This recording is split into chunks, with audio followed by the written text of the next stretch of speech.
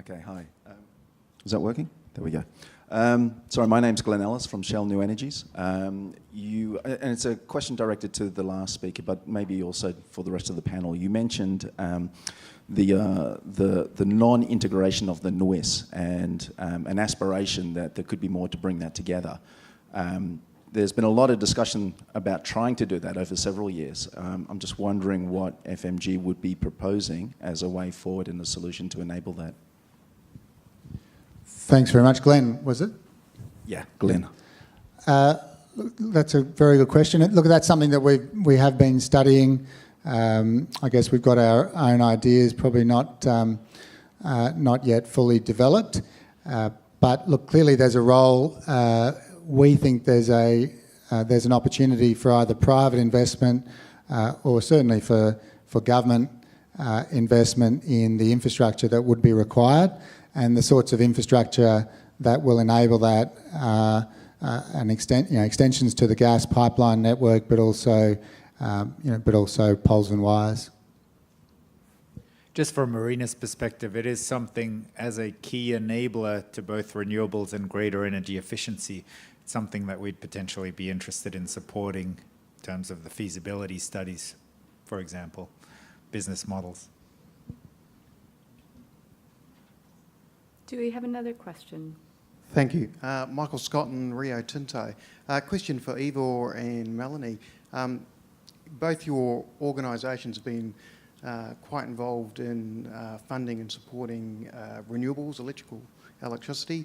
Do you see much capacity on the mobile sort of side of energy demand, so biofuels or other technologies that you're willing to support?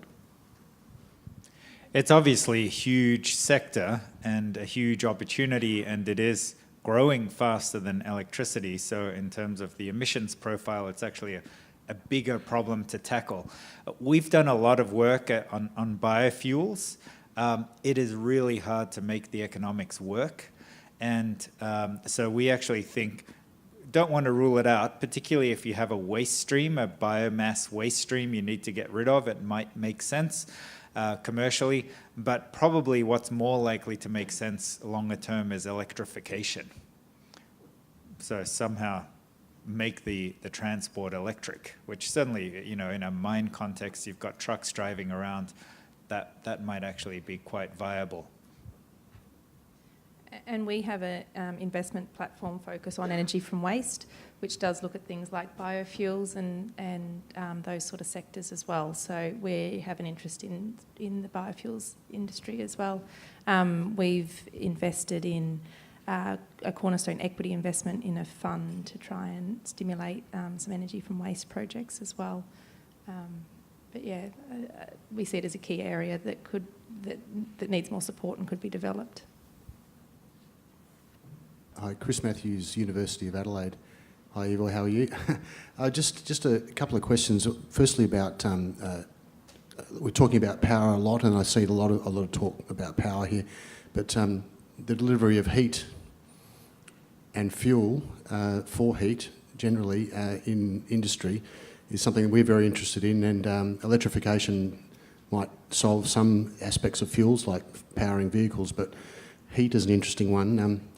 That's the first part of my question. The other one relates to the CEFC, and again, things like heat and renewable heat is something which requires development, and there's always this classic valley of death in funding. Just perhaps a comment on the funding or the development funding that might be available via either ARENA or CEFC. Yeah, so certainly ARENA provides development funding all the way from early stage R&D all the way through to almost commercially viable. Heat is an interesting issue. So it's part of our energy productivity priority is to look at heat in the context of industrial process. Solar thermal is an option, biomass-fired boilers and heat generation or waste more generally, which can go beyond renewable waste. So those are all options. the economics work if you've got a cheap feedstock. The economics for solar thermal tend to work if you've got multiple uses for the heat. So to give you an example, big greenhouse in Port Augusta called Sundrop Farms. What that project did is, so it's solar thermal powered, and they use a little bit, the most high-grade heat they use for electricity generation. All of the waste heat from that process, as well as additional heat, is used for desalination, which is kind of, sub 100 degrees C, but still, sort of hot-ish. And then all of the leftover heat from that, which is quite low grade, is then used to heat the greenhouse, 30, 40 degree type temperatures. So when you've got that kind of cascade, you can make the economics work a lot better. If you are just generating electricity, just the efficiency losses in the turbine itself, just like any thermal turbine, are so great that it's just becomes much more challenging to make that work. And then in terms of the funding sort of scale of things, so ARENA sort of look at that from the R&D stage up to that commercialisation. The innovation fund that we have sort of overlaps between ARENA and CEFC, and then we tend to look at projects which are sort of got some sort of established track record somewhere in the world, or are more sort of in the commercial banking sort of sphere of development. On the innovation scale. So that's more when our finance would come in, when it was at that sort of commercialisation, post-commercialisation stage. Any more questions? Hi, this is Vaibhav from Honeywell.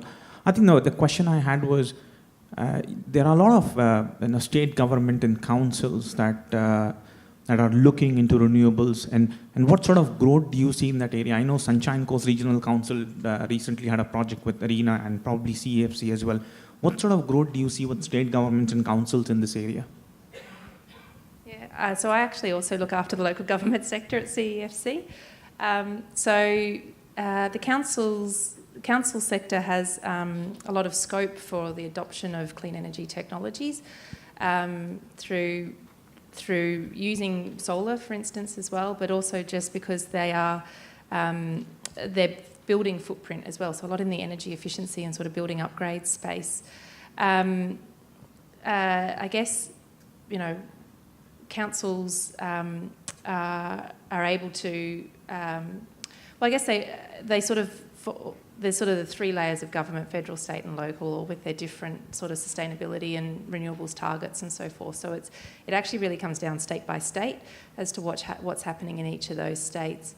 But yeah, certainly there's a lot of scope for clean energy technologies within council areas to use that to offset a lot of their electricity usage and energy usage. Just a quick note on state governments, two roles I see. One is as an off-taker, so both for their own use and simply because they have good creditworthiness and are going to be around for a long time.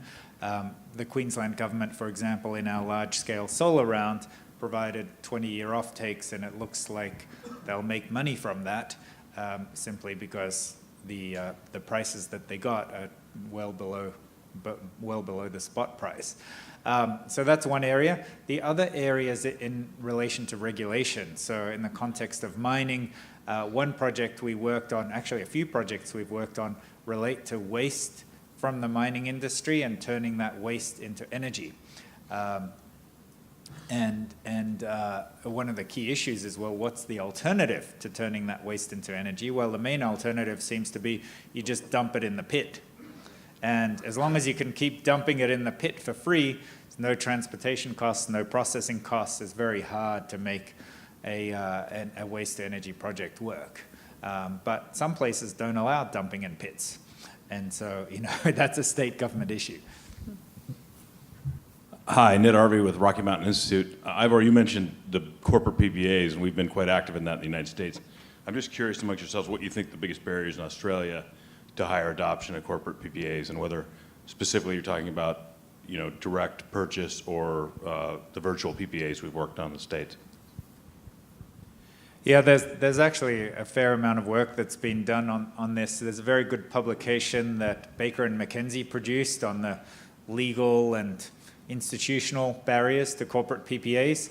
At a high level, Australia has much higher transmission and distribution costs than other places. So there's that needs to come into the middle. And then there's regulatory issues. So you have to be a retailer and you have to have a retail license to engage in that business at all. If you want to, you can't just go buy from a renewable energy project. You can only go buy from a retailer unless you get a special license as a very large industrial user. But you know, these are issues that we're working through, and without trying, we won't be able to get through them. Okay, can you please join me in giving a round of applause to our presenters?